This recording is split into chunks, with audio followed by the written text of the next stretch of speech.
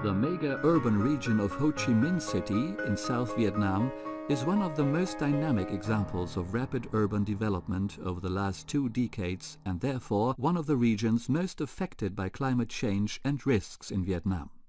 Stepping back to the 1950s, the population of HCMC has been around 500,000 inhabitants, whereas between 1986 and 2010 the population almost doubled from 4 million to the current level of 7.4 million inhabitants, and there will be around 12 million inhabitants by the year 2030. Due to HCMC's geographical location in a low-altitude intratropical coastal zone northeast of the Mekong Delta and 50 kilometers inland from the South China Sea, the city experiences significant annual variations of climatic and weather extremes. The project aims to increase the resilience and adaptation capacities of HCMC in order to reduce the vulnerability of natural and human systems to the adverse effects of climate change.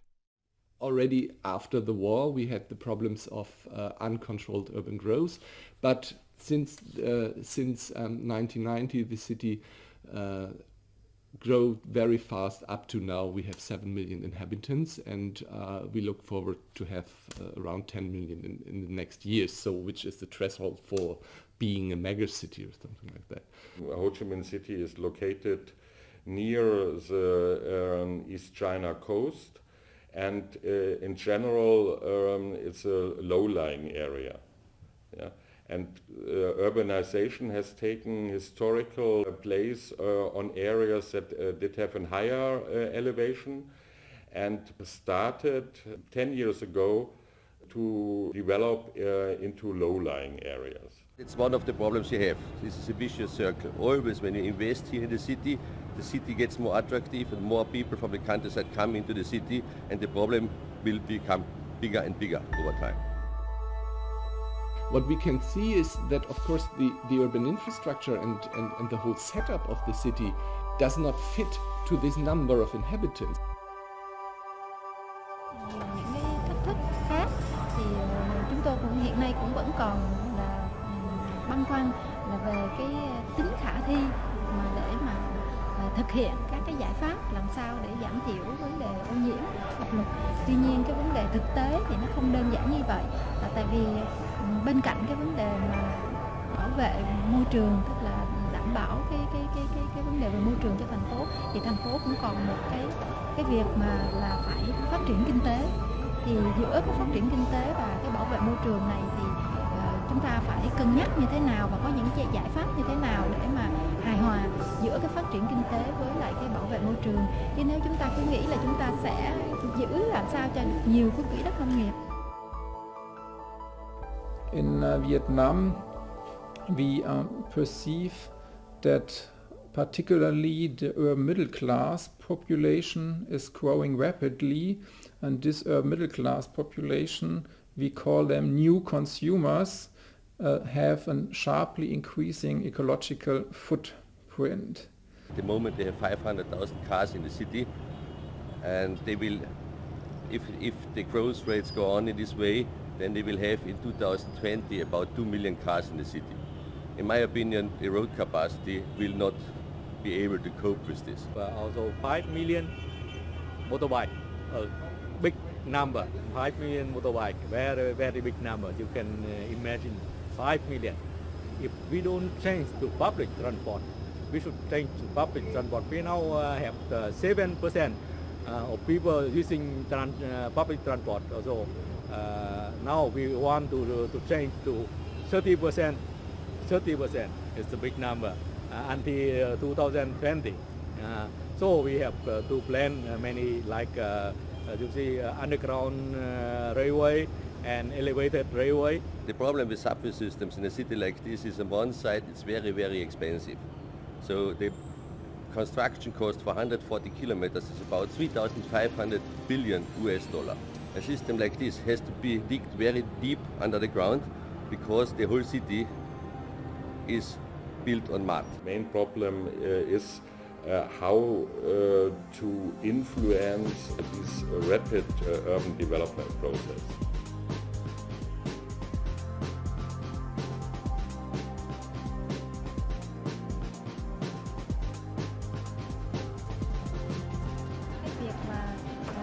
đất thì chúng ta cũng phải nghiên cứu đến nhiều cái yếu tố mà tác động đến cái việc sử dụng đất, tức là không chỉ về những cái yếu tố mà về ngập nước vân vân, hay là nhưng mà chúng ta cũng phải nghĩ đến cái yếu tố ví dụ như là về hướng gió, về cái vấn đề gọi là đảo nhiệt của thành phố, thì chính những cái yếu tố này nó cũng là có tác động rất lớn đến cái cuộc sống của đô thị. Thì chúng tôi nghĩ là khi mà xem xét một cái vấn đề về môi trường thì chúng tôi nghĩ là tôi cũng vẫn phải còn có những cái tầm nhìn nó rộng hơn, để mà khi mà chúng ta tích hợp nó vào cái quy hoạch thì như vậy thì nó mới hoàn thiện. And they were looking for available land for new investments, so they took the land where nobody wanted to settle before, because it was endangered by flooding, because it was low-lying. And so all the bigger, the new investments were done in the south of the city of Ho Chi Minh. And there they have problems, of course, with flooding. And if we look at the possible impact of climate change, especially sea level rising, these areas will have even more problems in the future. And all the planning schemes, the master plans, do foresee development in these areas that are not suitable. The main reason for this urban flooding is the distributed water balance of urban areas. Urban agglomerations have a specific water balance, and this water balance is very different from rural areas. There's a lack of vegetation, and the seeding of the surface causes a very high runoff.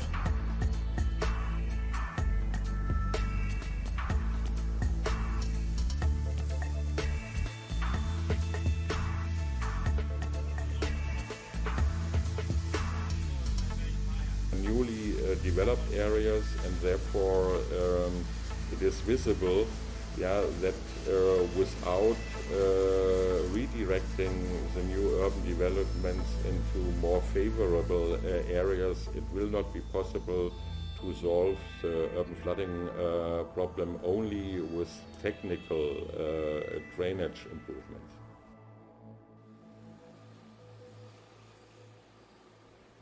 Regarding the future of our own project and the lasting impact after the end of the project funding, I'm quite optimistic in the case of our own work package dealing with buildings. This has several reasons. I think the main reason is that already during the development of our tangible products, like the Handbook of Green Housing or the Handbook for Green Products, we worked very intensively together with local stakeholders. So we have been able to convince local stakeholders to invest their own money into the printing and dissemination of the handbooks. And so I'm pretty much sure that our approach of trying rather to convince people than to force people will be followed by the Vietnamese stakeholders themselves. This way of integrating knowledge, that was something we have decided is where we said it is maybe not so important just to have one prototype, one beautiful house that can be done one time, but it is not replicable because nobody could pay it. That's the problem we have, by the way, in Germany as well with these kind of prototype houses, if you look at international building exhibitions. And so we have chosen these kind of incremental implementations. So where we said, okay, there are examples you can, or there are blueprints how you could do it. If you want, you do, but we do not know who did it. So we are in discussions with architectural companies where we were asking, so could you please take the handbook and integrate this into your designs? So this is working. Most important impact of our work has been that there's really an integration of our planning recommendations, including our core mapping results into the official report to the People's Committee related to the land use planning of Donre. Tuy nhiên thì qua cái nghiên cứu của các chuyên gia thì mới nhận thấy rằng là hiện nay thì cái vành đai xanh của chúng ta chỉ có một phía thôi. Còn bây giờ với những cái diện tích mà hiếm hoi mà còn lại của cái phía đông bắc này là đất nông nghiệp, thì tôi nghĩ là qua đây thì về phía sở và chúng tôi cũng sẽ có những cái kiến nghị là cố gắng làm sao để đảm bảo cái diện tích đất nông nghiệp này là sẽ cố gắng được giữ lại, để đây là một cái nơi mà trữ nước để đảm bảo cái việc cho thành phố. The German government, as well as the European Union and the International Panel on Climate Change, has recognized that adaptation is an important subject which have to be even considered in a stronger way on a political level. In total, by the German government, there are 9 projects dealing with the sustainable development of megacity in the context of climate change. Yeah? And there is only one project with a clear emphasis on adaptation. And this is our project here in cooperation with Ho Chi Minh City. Our research and our cooperation is very good for the development of transport sector in Vietnam. Yes. I think we can be sure that Donre, especially in the procedure of land use planning, will change their procedural work. Of course, enable people to cope with the climate change, and of course, enable people to find a green growth solution and to deal with the future development of the city.